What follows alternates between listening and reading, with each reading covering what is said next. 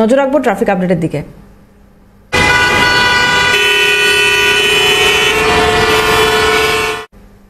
প্রথমেই রেল আপডেটটা একটু জানার চেষ্টা করব যে সকাল থেকে কুয়াশার দাপট রয়েছে কিনা এবং যদি থাকে তাহলে ট্রেন চলাচলের কোনো প্রভাব পড়ছে কিনা বা মেট্রো চলাচলের বা কি খবর। ইন্দ্রনীল আমাদের সঙ্গে রয়েছেন, আমাদের প্রতিনিধি। ইন্দ্রনীল, জানবো একটু বিষয়টা। দেখো, সকাল থেকে যে পরিষেবা সেই পরিষেবা কিন্তু আপাতত স্বাভাবিক রয়েছে। কোথাও কোথাও কুয়াশার কারণের জন্য কিছুটা স্লট গতিতে চলছে লোকাল ট্রেন পরিষেবা। এছাড়া যে পরিষেবা সেই পরিষেবা কিন্তু স্বাভাবিক রয়েছে, এমনকি পূর্ব রেল এবং দক্ষিণ পূর্ব রেল সূত্রে জানা গিয়েছে।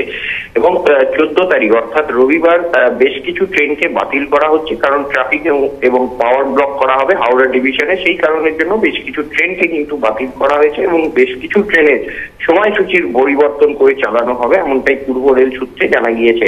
এছাড়া যে পরিষেবা সেই পরিষেবা আপাতত স্বাভাবিক রয়েছে, এমনটাই পূর্ব রেল সূত্রে জানা গিয়েছে। এবং যে মেট্রো রেল পরিষেবা সেই মেট্রো রেল পরিষেবাও কিন্তু স্বাভাবিক, এমনটাই মেট্রো রেল সূত্রে জানা গিয়েছে। দেবর, এই 11 থেকে 17 পর্যন্ত যে ট্রেন বাতিল সেগুলোর মধ্যে কি কি ট্রেন থাকবে এটা কি জানানো হচ্ছে রেলের তরফে?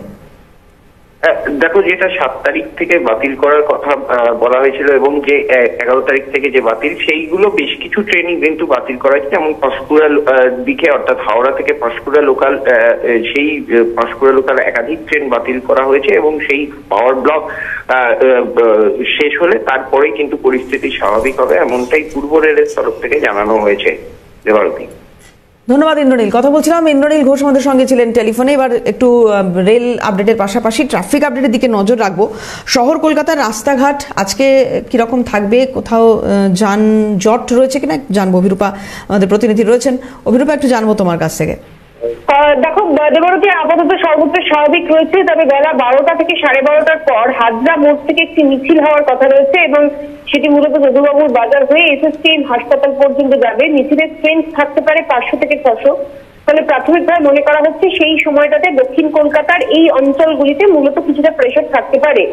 আপাতত শহর কলকাতার সর্বত্র স্বাভাবিক, এমনটাই বলা হচ্ছে লালবাজার ট্রাফিক কন্ট্রোলের তরফ থেকে। কোথাও কোনো আপাতত এই মুহূর্তে দাঁড়িয়ে যানজটের খবর নেই, সেটা উত্তর হোক বা দক্ষিণ।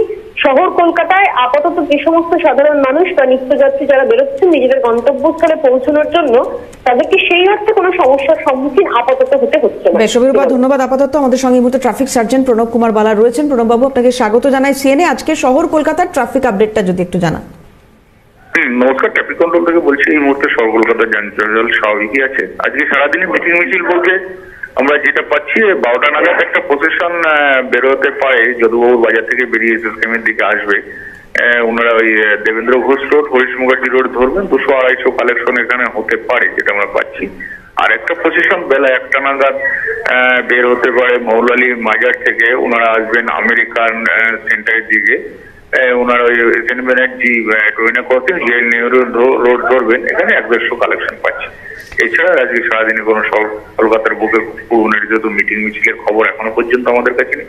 আশা রাখছি আজকে সারাদিন শহর কলকাতার যান চলাচল স্বাভাবিক থাকবে। নমস্কার, অনেক ধন্যবাদ আপনাকে। ট্রাফিক সার্জেন্ট প্রণব কুমার বালা ছিলেন টেলিফোনে।